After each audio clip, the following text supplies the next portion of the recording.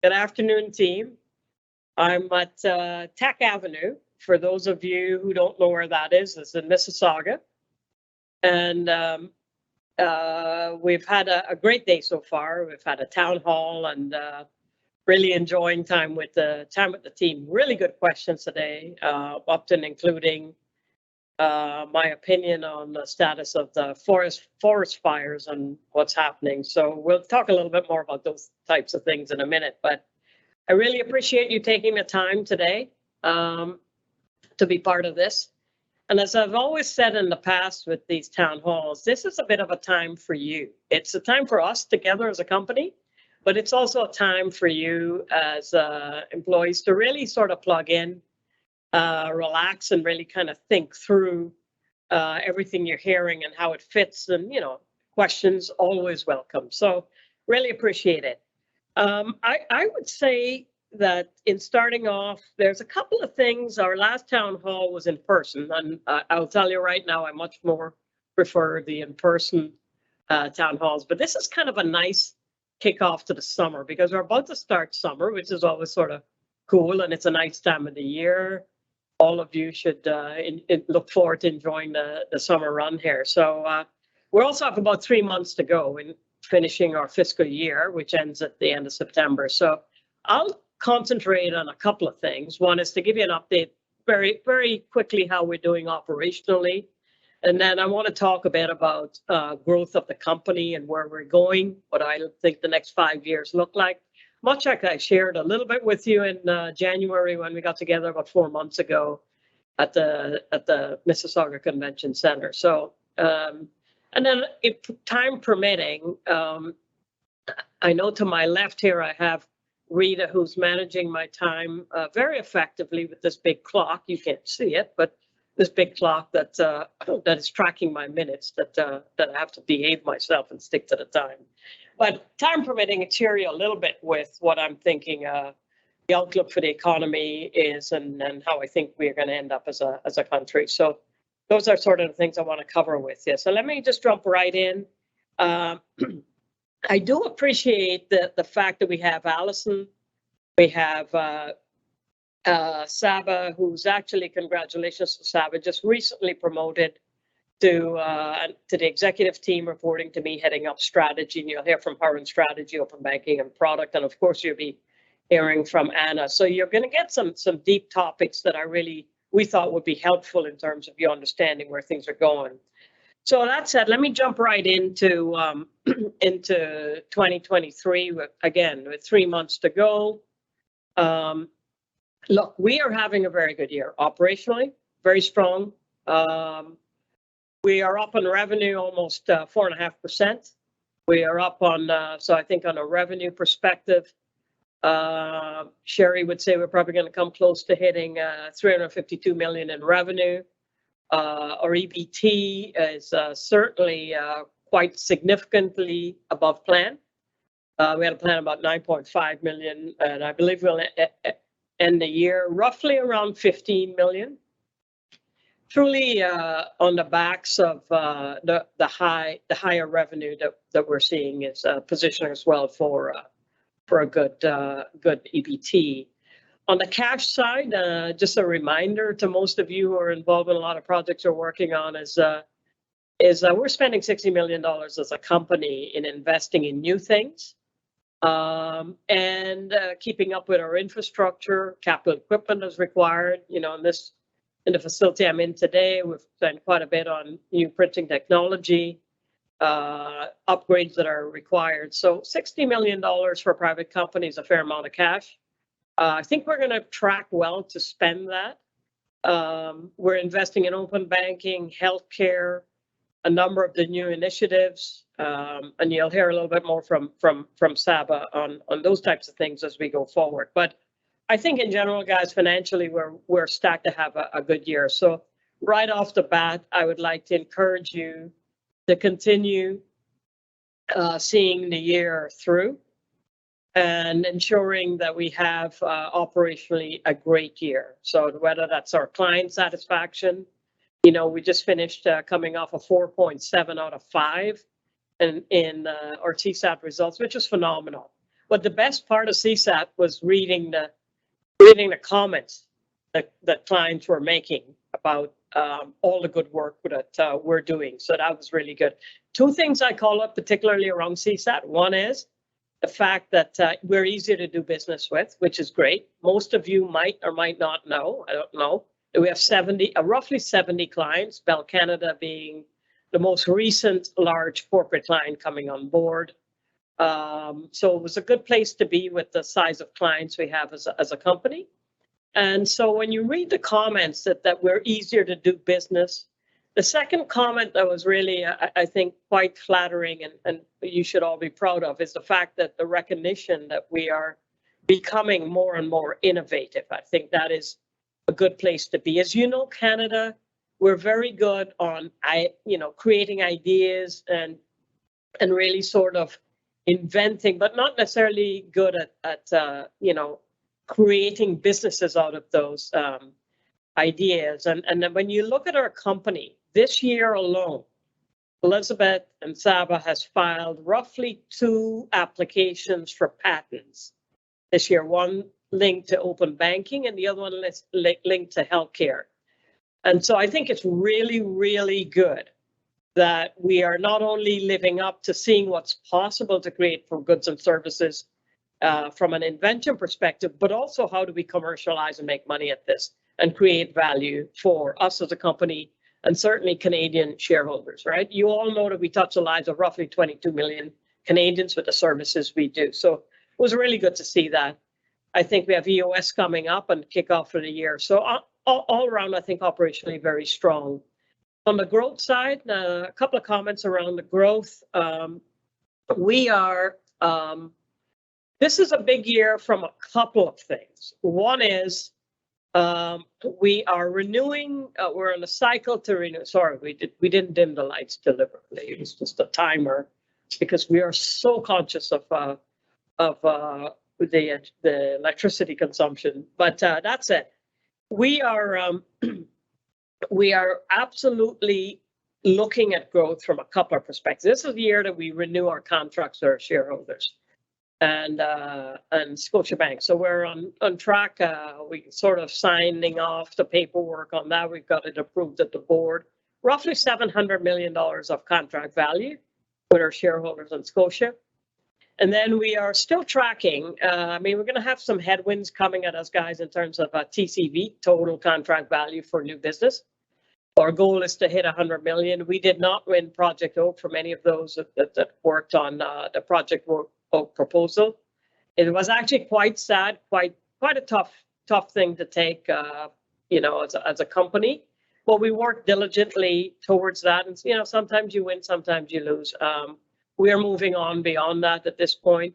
The good news is a lot of new things that that client has assigned to us that I would call it more future-oriented, such as fraud and 4IQ and open banking, very much in the tent with the Symcor strategy and plan. So really good news on that front. Anyway, that said, we have some headwinds on trying to make sure that we close the new businesses that we are working on in the next couple of months. I think there's a couple of things I would point out on that front. I think we have some tremendous opportunities in the Quebec marketplace. I spent some time with National Bank executives on a week ago today. And I do have to share this story, and I know you guys will get tired of me telling the story as I'm doing my cross-country town halls.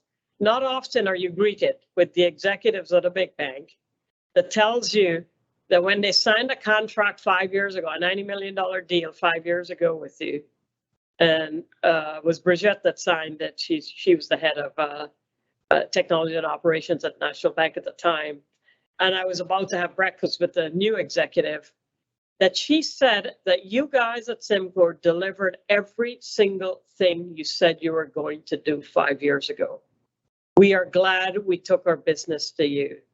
And look, I thought breakfast was over and I was happy, but the new executive continued on all the good things that as a company, we're attentive to detail. We are very client focused, and that the fact that they came with us because they're going to ride the future with us. That's a big deal. I mean, that's all I need for breakfast, right? Don't need to eat, don't need a coffee. That's all. That's great. But we did have lunch, Greg, and Mikhail and I had lunch with them later on. And it was a great lunch too. I think we have tremendous opportunities. So there's things we're going to have to work really quickly at to try to close. A couple more things on the growth agenda for this year. We are trying to create, you're here from Sab on open banking. That is an absolute winner for us, guys. Not just as a company, but as the fact that we're finally bringing this thing to the Canadian marketplace. And Sab has now become a politician / project owner, but I believe we've got the government on our side. We certainly have the big banks on our side. We have the fintechs coming along, but this is truly a masterpiece for us. But we are not finished yet, right? We go live, but we have to really deliver this, and we have to deliver the future of what is possible with open banking, which is open finance, and where that's going to go and take us into the future. Healthcare, I think you'll hear from Allison, but that's a fantastic play for us. I had the opportunity of watching some of the process. I was in Halifax a couple of days ago, and I actually watched the team process some of these files that came in from the home care. And it is a very, very complex business, you know, and to see it being processed and technology lifted the way it was fantastic. So much more to come. Saba's got a strategically quite a task ahead of us in terms of how we birth some of these other things like anti-money laundering, more fraud, more BPO type services. So guys, when I look at the Sherry and Aaron's working now with Leah on the 5-year plan. So we go to the board in September. We take our operating plan for 2024, which will show revenue growth and EBT growth into 2024. But when we also take to the board our 5-year plan. And when you look at the future of the company over the next 5 years, it is bright, and it does reflect some of these bold initiatives that we invested in, believe it or not, the COVID and just before the COVID era that is now dishing out our future. And it's serving it up quite brightly, actually. And we want to be in that space, right? So I think we have reason to be very optimistic as we lay out the growth plan. We will be bringing the next 5-year view to the board in September as to what the company looks like in 5 years. And it's a good place to be. So we appreciate everything all of you are doing. We need you to continue to remain engaged. Anna will comment a little bit on this virtual working environment. And I've said to some of you at our executive event that we had in Toronto with the senior leadership team, the top 60 people, we do not intend to mandate a physical return to work for people unless you have to be physically. But, you know, we put you in 3 buckets. You're physically required to be in work. You're virtually, on the extreme end, do not require to be there. But obviously participation and the company culture is very critical. And then those who are in that hybrid world. Santa will talk a little bit more about how we're going to move that forward. So our goal is to really engage and do the most we can do to get our team continuing to build a culture we want, the culture that will grow the company, perform really well, and to innovate and bring new services. So that's kind of really what we're about at the moment. So I've got about 6 minutes and I'll switch gears completely. So now to talk about a couple other things that's on my mind, and you know when something is on my mind, I generally speak about it. So I'll start with our ownership. I've said to you, those of us that were physically together, I think we had over 400 people together at the Mississauga Convention Center in January. You know, first time we were really together. Our ownership really has added a ton of value for us, right? As a company, guys, we have a very, very strong balance sheet. We have no debt, but we have the ability to, at any point in time, either through an acquisition requirement or investment needs, that we are owned by 3 fairly wealthy banks. And should we require capital to invest or to acquire or develop new product services, we can get that. So we have no question about that, right? We are a clean operator. Our owners would tell you today that they're extremely proud of the company. They're extremely proud of what we've been able to do, especially when you think about open banking. It was not something we set out to do 2 years ago, but now we're front and center, the provider, setting ourselves up to be the utility, not just for open banking, not putting words in Sava's mouth, but open finance is where we're heading. And that, we can actually try to stop this screen scraping that is going on in the world that is not necessarily good. So the notion of protecting consumers, protecting businesses, and operating the utility and bringing more to the table, I think is really a good thing from that perspective. So I think if you think about our ownership, they're really happy, they're very pleased, and continue to invest in us. I don't think there's any one of the three. Now, that said, they want us to remain private. They want the ownership to remain as 3. They do not want a party of 5. They do not want a party of 7. And they do not want a party of 4. So that gives us comfort. Being a private company, one of the advantages is that you're able to concentrate on the things that can be done to create goodness or products and services for future revenue without a distraction of the analyst forecast, the day-to-day quarterly obsession. Not that we're very obsessive about performance, as you well know, but that is because it really unleashes our potential, and it also pays bonuses to our employees. It pays shareholder in the form of dividend. We're just short of 350 million of dividends being paid back to our shareholder. That is a notable place to be. And it also allows us to spend $60 million in investments, right? So a good place again to be. So they're very pleased with where they are, and we need to continue to. So that, rest assured, we're heading, Rita always reminds me, we're heading into 28-year-old this year as a company. That's a great place to be.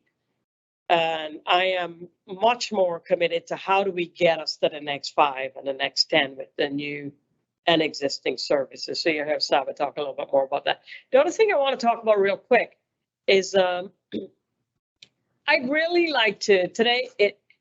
I've been actually suffering the last couple of 10 days or so cross country on this the smoke from these forest fires, and without a doubt, my sister lives in France, and the news in France suggests that Canada is on fire. That's the way it is being talked about in Europe.